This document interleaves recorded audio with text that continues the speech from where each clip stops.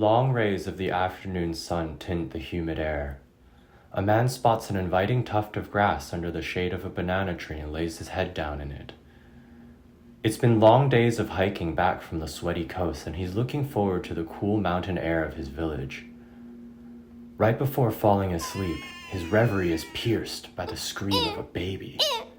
Its wailing is painful and chills him to the core. Could there really be a baby left somewhere on this empty forest trail? Before he can answer, he's confronted by a surreal sight.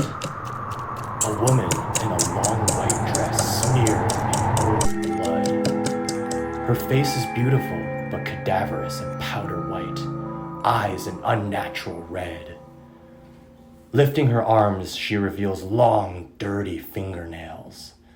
Opening her mouth, she lets out another infant cry before plunging her nails into the man's abdomen. The last thing he sees is this monster tearing out chunks and ribbons of his organs, his fresh new blood staining the old brown crust on the monster's white dress. Happy Halloween, and welcome to a special spooky episode of Will It Cheese, the show where we explore the unholy pairings of cheese with stuff that is not cheese. This time we are combining bananas and Face Rock Creamery Vampire Slayer garlic cheddar. This is our version of a banana fritter called Kuih Kodok, also known as Kodok pisang. As a disclaimer, I don't speak Malay or Indonesian, so please correct me if I'm wrong about those two being the same thing. Our story at the beginning described an encounter with a Pontianak, a vengeful monster from Malaysian and Indonesian folklore.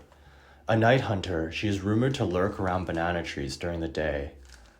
This undead specter is often compared to a Western vampire, so I'm going to try staving her off with this garlicky cheese. Now that the bananas are mashed, I'm going to combine the dry ingredients.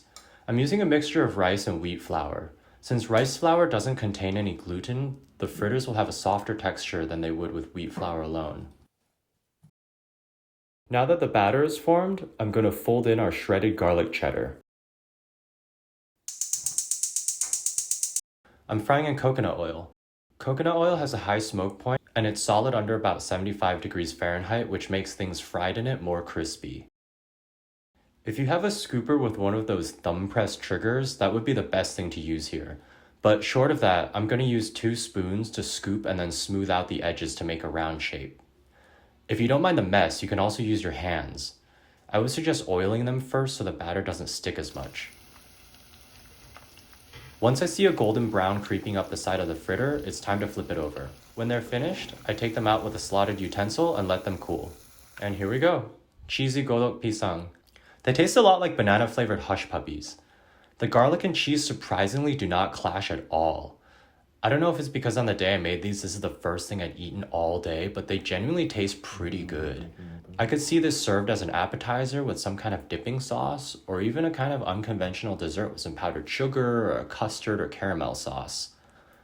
Next time though, I would definitely add more cheese. I would have liked to get an almost stretchy mozzarella stick-like effect when you open them up, and personally, I would prefer them to be a little more moist and less starchy, so more banana as well. But overall, I think bananas have been successfully cheesed.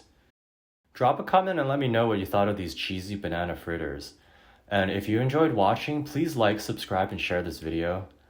I have to work at my restaurant through all the relevant Halloween days this year, so if you're willing and able to do so, please have a fun, spooky, and safe Halloween on my behalf. Be careful of malevolent strangers putting cheese in Halloween candy. Watch out for Pontianak, and until next time, see you, cheese cowboy.